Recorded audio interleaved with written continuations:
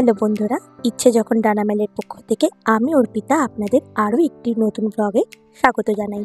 এই ব্লগটা আমার গণেশ চতুর্থী উপলক্ষে তৈরি করা। আমার বাড়ির যে ছোট্ট গণেশ ঠাকুর রয়েছে তাকে আমি বিগত 5 বছর ধরে পুজো করছি। আর সেই পুজোতে আমি আমার গণেশ ঠাকুরকে যে ভোগ নিবেদন করেছিলাম সেটাই আজকে তোমাদের সাথে আমি শেয়ার করব। আর প্রথমেই আমি আলু ফুলকপি তরকারিটা করে নেব। ফুলকপিটাকে প্রেসার কুকারে একটা সিটি দিয়ে নেব যাতে সিদ্ধ হয়ে যায়। আর অন্যদিকে শুকনো খোলায় আমি গোটা গরম মশলা, জিরে, সামান্য পরিমাণে জয়িত্রী আর জায়ফল ভেজে নেব। এরপর কড়াইতে বেশি পরিমাণে তেল দিয়ে ডুমো ডুমো করে কেটে রাখা আলুগুলোকে নুন আর হলুদ দিয়ে ভেজে নেব। আলু ভাজা হয়ে গেলে প্রেসার কুকারে সেদ্ধ করে রাখা ফুলকপিগুলোকেও একটু বেশি তেলেই কিন্তু আমি লাল লাল করে ভেজে নেব। ফুলকপিগুলো যখন ভাজা হচ্ছে তখন আমি আলুর দমের জন্য আলুগুলো প্রেসারে সেদ্ধ করে নেব, তাহলে আমার আলুর দমটা করতে বেশ কম সময় লাগবে। এদিকে আমার ফুলকপিগুলো লাল লাল করে ভাজা হয়ে গেছে। ফুলকপিগুলো তুলে আমি সেই তেলেই গোটা জিরে, শুকনো লঙ্কা আর তেজপাতা ফোড়ন দিয়ে তাতে আদা ও কাঁচা লঙ্কার পেস্ট ও টমেটো দিয়ে নুন আর সামান্য পরিমাণে হলুদ গুঁড়ো আর শুকনো লঙ্কার গুঁড়ো দিয়ে ভালো করে নাড়তে থাকবো যতক্ষণ না তেল ছাড়তে শুরু করছে মশলাটা।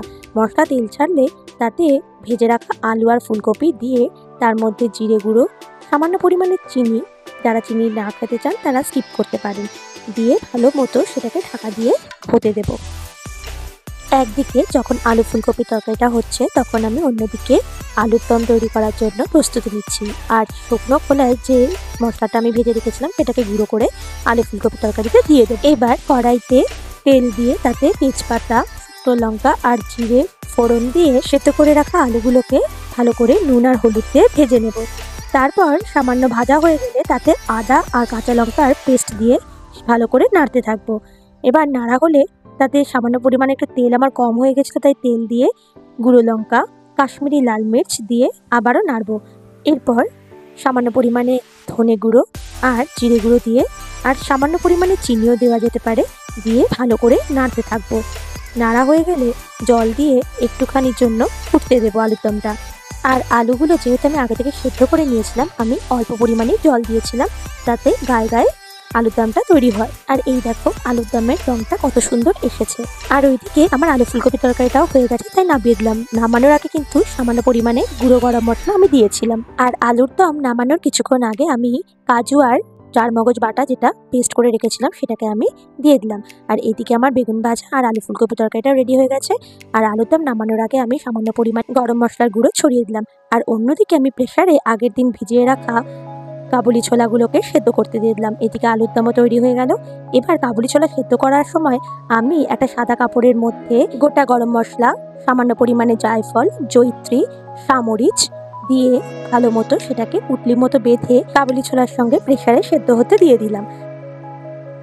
আর দীর্ঘ সময় রান্না করার জন্য এত টায়ার্ড হয়ে পড়েছিলাম যে একপাশে আমি আমার এনার্জি ড্রিঙ্ক চা বসিয়ে দিলাম। আর যতক্ষণ চা তৈরি হচ্ছে ততক্ষণ আমি তৈরি করে নিচ্ছি পান্তুয়া। পান্তুয়াটা তৈরি করার জন্য আমি এমটিআরের গোলাপ জামুন মিক্স কিনে নিয়ে এসেছিলাম।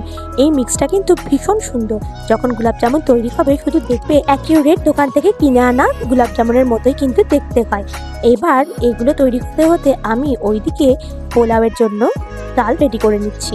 আর পোলাওয়ের জন্য গোবিন্দভোগ চালটাকে আমি ভালো করে ধুয়ে নিয়ে তার মধ্যে সামান্য পরিমাণে আদা গ্রেট করে দিয়েছি, হলুদ, নুন, পরিমাণ মতো চিনি আর ঘি দিয়ে ভালো করে চালটাকে মেখে নিয়ে চালটা থেকে জল ঝরতে দিয়ে দিয়েছি। আর এই দিক করতে করতে আমার চাও রেডি হয়ে গেছে। চলো আগে গরম গরম চাটা খেয়ে নিই, একটু এনার্জি পেয়ে নিয়ে আবার রান্না করতে শুরু করি। কড়াইতে তেল গরম করে তাতে গোটা জিরে, শুকনো লঙ্কা আর তেজপাতা ফোড়ন দিলাম।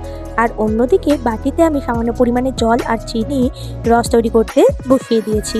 আর তাতে সামান্য পরিমাণে এলাচ গুঁড়ো করে দিয়ে যাতে এই পান্তুয়াগুলোর স্মেল টেস্ট দুটোই সুন্দর হয়। আর তেলে যে ফোড়ন দিয়েছিলাম তাতে টমেটো কেটে দিয়ে একটু নাড়াচাড়া করে তার মধ্যে নুন, হলুদ, জিরে গুঁড়ো, ধনে গুঁড়ো, শুকনো লঙ্কার গুঁড়ো, কাশ্মীরি লাল মির্চ, একটু বেশি করে চানা মশলা দিয়ে ভালো করে নাড়তে থাকলাম যতক্ষণ না মশলাটা তেল ছাড়তে শুরু করে। এবার সেদ্ধ করে রাখা ছোলাটা এর মধ্যে আমি দিয়ে দিলাম। আর দেখো চানাটা কিন্তু আগের দিন রাতে ভিজিয়ে রাখার জন্য বেশ ভালোই সেদ্ধ হয়েছে। এবার ভালো মতো নাড়াচাড়া করে তার মধ্যে সামান্য পরিমাণে একটু আমি চিনিও দিয়েছিলাম। এবার চানা মশলাটা নামানোর আগে আমি সামান্য পরিমাণে কসুরি মেথি আর গরম মশলা দিয়ে আর একটু নেড়ে কিছুক্ষণ ফুটিয়ে নিয়ে নামিয়ে নিয়েছিলাম। আর এদিকে দেখো আমার পান্তুয়ার জন্য যে রসটা সেটাও তৈরি হয়ে গেছে। আর আমি পান্তুয়াগুলোকে লাল লাল করে ভেজে এবার রসের মধ্যে ছেড়ে দিচ্ছি। এরপর আমি ঠাকুরের জন্য লুচিটা তৈরি করে নেব। চলো, ঠাকুরের লুচিটা তৈরি হয়ে গেলেই আমার ভোগ মোটামুটি রেডি হয়ে যাবে ঠাকুরের জন্য। তারপর আমি পুজোয় বসবো।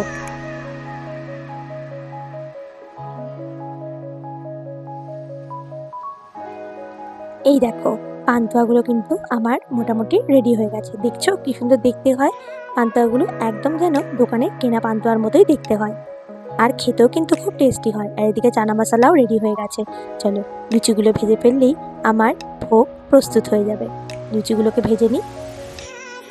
লুচিগুলো ভাজার পরে আমি পোলাওয়ের জন্য প্রস্তুতি পর্ব শুরু করলাম। পোলাওয়ের জন্য আমি কড়াইতে বেশি পরিমাণে ঘি দিয়ে তাতে তেজপাতা, গোটা গরম মশলা ফোড়ন দিয়ে কাজু বাদাম আর কিশমিশগুলো সামান্য ভেজে নিয়ে তাতে আগে থেকে যে চালটা আমি ভিজিয়ে রেডি করে রেখেছিলাম সেই চালটাকে দিয়ে দেব। আর সামান্য পরিমাণে নাড়ার পরে পরিমাণ মতো জল দিয়ে সেটাকে ঢাকা দিয়ে রাখবো। জলটা কিন্তু একদম পরিমাণ মতোই দিতে হবে, তাহলে কিন্তু ঝরঝরে হবে পোলাও, না হলে কিন্তু পোলাও কিন্তু খেটে যাবে। ব্যাস, আমার ভোগ রেডি হয়ে গেছে। চলো এবার আমি ঠাকুরকে ভোগ প্রসাদ নিবেদন করি। আমার বাড়ির সিদ্ধিদাতাকে আমি ভোগ নিবেদন করে পূজা সমাপন করলাম। আর এখানেই তার সাথে আমার ব্লগটিও শেষ করলাম। আর যদি ব্লগটি ভালো লেগে থাকে প্লিজ লাইক আর সাবস্ক্রাইব করে দেবেন।